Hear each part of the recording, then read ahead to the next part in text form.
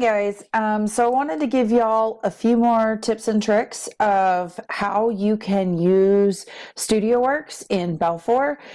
So I've already logged in and picked a page to work on, as well as getting everything set up so that I can actually edit my page. One of the things that you guys can do is you do not actually have to build the entire layout of your spread or your page from scratch. You can actually use some information from StudioWorks in order to get started, and then tweak it to whatever works for you. So over here with my content and my inspectors, if I go to content, it automatically will be in my content, which is all of the sections for photos. Right now, most of these photos are empty, and as we may need to add areas, that's something that I will do. So if you need an area for something for a page, like I don't think I created I did create one for dances. Oh, but look, oh no, that's the dance class. So there will be things that I may have forgotten, like there isn't a spot for, I don't think, pep rallies in here. Oh, there is. Look at that. I thought of everything, guys. But there will be things that I haven't thought of, and you'll have to let me know that I need to add something, or we need to combine two things, and we can do that in order to make it as easy as possible for you guys to use this. But if I click on this little down arrow here beside my content, I get all these other things. One of the things that you might use, we don't use too much clip art because we really like pictures of the actual students and teachers and administrators and the actual school happenings. We don't want to add too many of these, but if we wanted to add a gator, that would be something we could do. I know that they have one in here. I don't know where it is, but they do have a gator in here, and so we could look that up and add that to some of the pages because they have all these different little animals and things like that.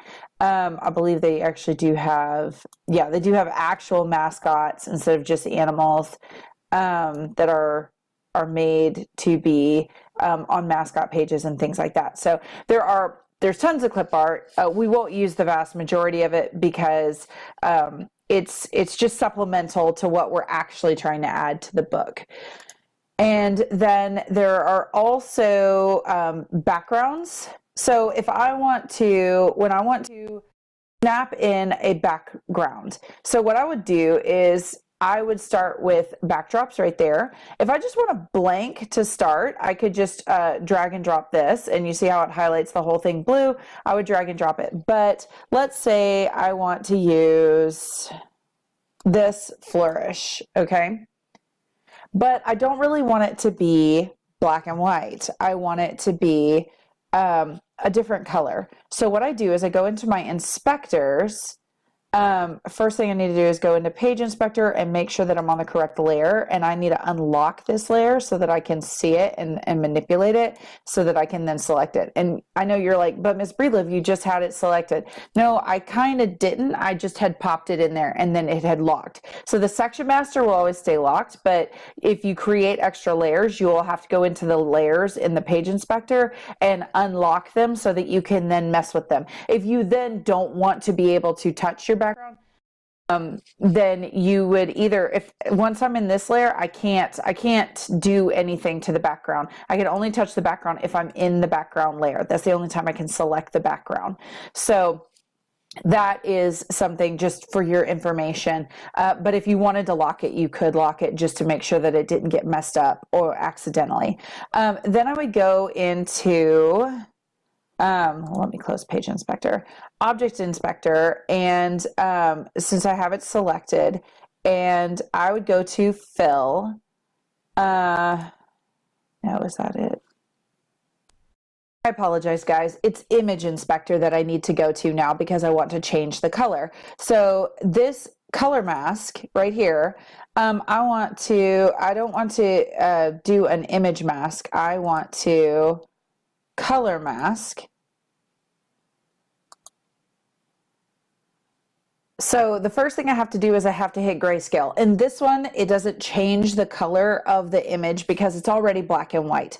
But I would hit grayscale, which then allows me to hit this color mask box and then allows me to select any color that I want. And then it actually changes the background color. A few of you, we talked about how they did that in last year's book. They actually used the same background several times, and they just changed the colors that they used for it so that it looked different. So you can do this with just about any color. Obviously, we're probably going to stick with a lot of blues in the book because Gator Blue, but this is an option for you if the background, you really like the background, but it's just not the right color for what you're trying to do on the page or whatever. This is another option, is you just go into your inspectors, go to make sure you're selected on what you want to change. Then you go to your image inspector and click grayscale, and then you can color mask any color that you want. So I am now going to actually put a template on top. So I need to make sure that I'm in the right layer. And then I'm going back to content. And I'm going to get out of my backgrounds and I'm going to go to templates.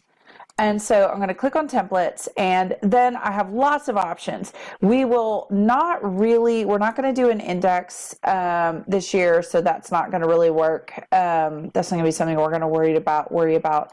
Let's say we're going to look at a sports one.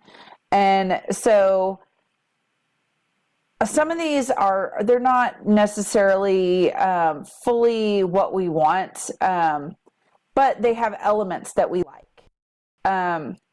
So this one has elements that I like. It says dropping a template on the page will remove all items from that page. So if I have what that's telling me is that if I have put another template and dropped pictures in, that if I change the template, it will delete everything else that I've already done. So in this case, it doesn't matter. I've just got a background on there, so I don't care. Now, if you notice, this has a lot of spaces for writing, and I'm going to actually just get rid of this for the moment. Just to give myself a little bit more zoom on this. And so I have all of these writing sections. We're not going to write that much, guys. We will try and do some interviews. We will try and add some text into the book, but our main focus is going to be images, because images are what you guys value. And I know that. And so there will be writing in the book, but there will be more pictures than words. When you get to high school, there is a lot more writing in the yearbook, but that's not really the focus of a junior high yearbook. And so we're going to really focus on imagery. So all I would do is I would just click on these, and then I would just hit the delete button, and I would just delete them. And you're like, well, but Miss Breedlove, now there's this big old space, and I might have a secondary headline here, I might have something here, so so I'm not going to necessarily delete all of them, but I'm going to delete quite a few. Maybe I'll leave this up here because I'm going to put something else, and then all I would do is go and draw in some more image boxes. And image boxes can be any number of shapes, but you just need to remember that you will be popping an image into that, and try not make it like a super funky shape, because it will be distracting. One of the things that a lot of people end up trying is making their image boxes special shapes like stars and things like that. And just so you know, when you're trying to fit an image into a star, it doesn't really work, because you have such a small area in the center where you can actually have a central image that makes sense. And so it's best if we stick with circles and squares and rectangles and things like that. There are exceptions to every rule, so don't be afraid to try stuff. I just want you to know what kind of works and doesn't work. Now, I just popped these two in here, and they're not lined up at all, so I need to go back and make sure that I select my selection tool, and then I would, oops, not what I meant to do. And if you ever do that and you're like, oh, I'm not sure that's exactly where it was supposed to go, just hit the back button and it'll put it exactly where it was. But I want to,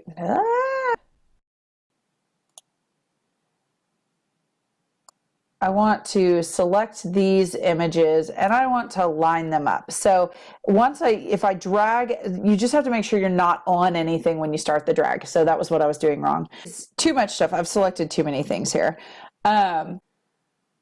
So I could copy and paste if I wanted all these boxes to be the same. I could have just said, oh, you know what, this first one's exactly what I want. I'm just gonna right click it, copy it, and then I'm gonna paste 2 more boxes. There's another one. And you get these little things that kind of help you line things up.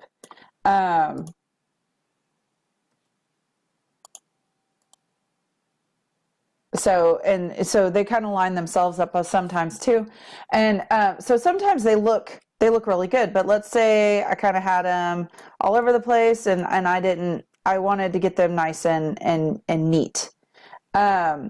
So what I could do is I would just drag across these 3, and you see these little things up here. This is to space them evenly vertically. So I want them evenly spaced vertically. Then this would be to evenly space them horizontally. This one is to align them vertically. This one is to align them horizontally. So aligning them horizontally puts them kind of all in the same spot. So that's not what I wanted. So I'll just hit the back button and I'm fine. If I want them all to be weighted to the bottom, like let's say one of them is shorter than the other 2, but I want them to all be the same across the bottom, then I would just hit this one, which is align bottom. And so if you ever hover over these, then it'll tell you. But if I drag across them, that's how I do that, to select multiple things. And so even with these templates, most of these templates do have quite a bit of text in them. So, but if you just like the basic elements, then you can delete what you don't think you're going to use and add in some more picture boxes for what you do want to use. And again, if I need to see more so that I can add more detail to what I'm looking at, all I have to do is hit the zoom down here in the bottom left corner. And then I can actually scroll through and see a little bit better what I'm working with. Now, let's say that this background, I just don't want it to be that bold. So another thing I could do is, again, I can go into my inspectors. I would change my layers so that I'm now selected on the background.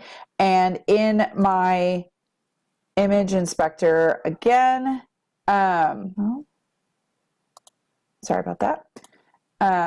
Somehow got off the layer. Inspector again, I can also change the transparency. Now, if this if I was layering 2 backgrounds for whatever reason, which I would say be extremely careful doing that. If I was layering these backgrounds, then the transparency would allow one to bleed through the other. So there are times where adding that transparency effect of 2 things on top of each other is really awesome. You just got to be really careful doing it. And then add transparency, which softens it. There are softening effects and ghosting effects, but I tend not to try and mess with those because those get a little confusing. But adding a transparency effect, you can just soften the colors and just lighten the how distracting the background is. Because again, we do want to be very careful with the background. Right now, looking at this page, it doesn't look super distracting because we have all of these lovely big boxes that are nice and plain, but what we have to remember is that these will be full of images, and so this background might get really, really busy once we have all of those photos popped in. So those are things for you to consider, things for you to look at, and I will go ahead and stop this video before it gets any longer. Have fun playing around, and I can't wait to see you guys this Friday.